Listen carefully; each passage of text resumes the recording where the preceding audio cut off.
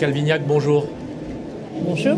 Bienvenue dans notre émission Parole d'experts. Vous avez choisi de parler de la retraite universelle. Et je vais commencer sans vous surprendre en vous disant encore une réforme des retraites. Et en plus là, on nous annonce une énorme réforme, une réforme d'ampleur. Alors pourquoi encore? Je pense qu'il était temps. Parce que nous avons en France 42 systèmes de retraite différentes. Chaque individu a en moyenne 3,1 caisses de retraite. Certains individus, 250 000 individus, ont plus de 7 caisses de retraite. Donc au moment de la liquidation, c'est un peu le parcours du combattant. Et pour avoir accompagné des personnes et les aider à calculer leur retraite, je ne suis pas sûre que chaque individu ou chaque retraité ait vraiment la retraite auquel il a droit et qu'il n'ait pas eu d'erreur de calcul dans ce qu'on lui a attribué. Donc on s'y perd et il faut simplifier. Absolument.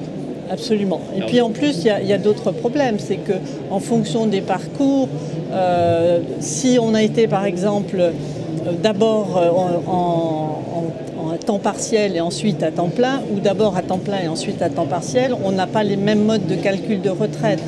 Les femmes enceintes, je suis une femme, j'en parle, qu'au moment de l'enfant n'ont pas exactement le même avantage en fonction des secteurs dans lesquels ils se trouvent. Donc je pense que c'est une réforme qui est nécessaire. Il ne faut pas faire une réforme saupoudrage. Oui, absolument. Alors on nous a annoncé comme grand principe de cette réforme une retraite la même pour tous et une retraite par points. Est-ce que vous pouvez nous expliquer? Alors une retraite par points, cela veut dire que chaque euro cotisé donnera un certain nombre de points et chaque personne qui aura cotisé 1 euro aura une retraite qui sera équivalente à toute autre personne qui aura cotisé 1 euro, ce qui aujourd'hui n'est pas véritablement le cas. Alors, quand on dit tout le monde, c'est qu'on soit fonctionnaire, salarié, voilà, ou dirigeant, ou libéral. Parce que en règle générale, à quelques rares exceptions, parmi les salariés, il y a une certaine équité dans les retraites, la façon dont elles sont cotisées, elles sont servies. Par contre, si on rajoute les fonctionnaires ou les professions libérales ou les agriculteurs, on a des différences qui sont tout à fait notables et en fonction des euros cotisés, on n'a pas les mêmes montants qui sont versés à la suite, à la fin. Alors, le projet est ambitieux. Ça tarde un peu et on a l'impression que c'est très compliqué, notamment on a des retours disant que les simulations dans les ministères sont très complexes. Est-ce que vous avez les mêmes retours? Absolument, absolument, et ça se comprend. Monsieur Delevoye a dit « je ne veux léser personne ». Et à partir du moment où il dit cela, c'est excessivement compliqué, parce que cela veut dire que quand on va perdre certains avantages, on va en donner d'autres qui vont compenser. Mais honnêtement, je suis curieuse de savoir si effectivement il va gagner ce pari, parce que pour moi c'est quasiment impossible. Vous n'êtes pas sûr qu'on va y arriver? Il y aura peut-être quelques perdants. À un moment, je pense que c'est difficile d'équilibrer, parce que si on dit que personne ça sera équitable pour tout le monde, cela veut dire que ceux qui vont perdre certains avantages vont en gagner d'autres, comme je le disais. Aujourd'hui, je ne sais pas comment les fonctionnaires, si on prend le cas des fonctionnaires, ils cotisent très peu à leur retraite. Tout le complément est versé par l'État, majoritairement.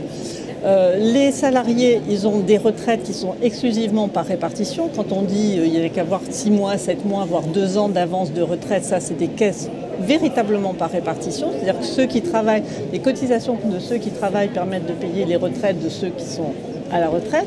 Et vous avez toutes les caisses des professions libérales, par exemple, qui sont des caisses de répartition, mais de répartition provisionnée.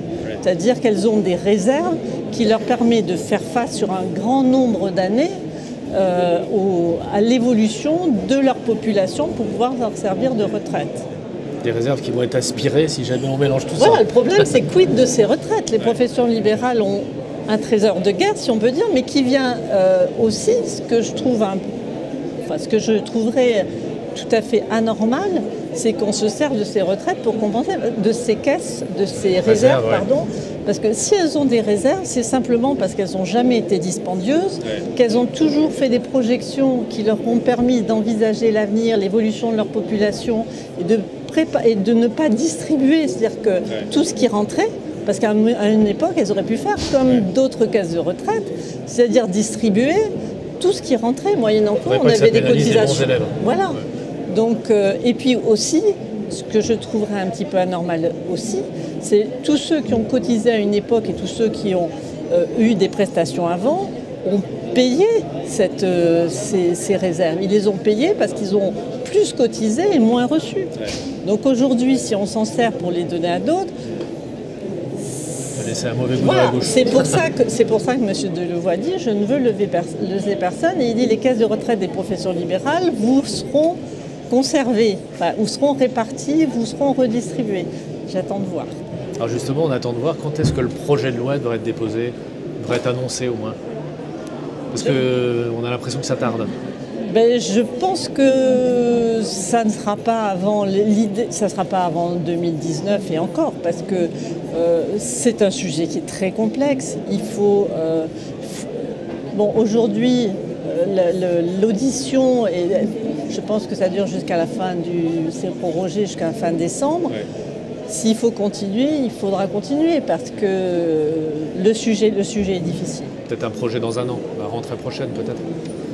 Et pour une application après qu'on peut attendre 2025 à mon avis, parce que ça ne pourra pas, à mon avis, ça ne pourra pas se faire d'un seul coup. Il faut qu'il y ait un certain lissage avant d'arriver à l'optimisation de la retraite universelle. Nicole Calvignac, merci beaucoup pour toutes ces informations. Avec plaisir.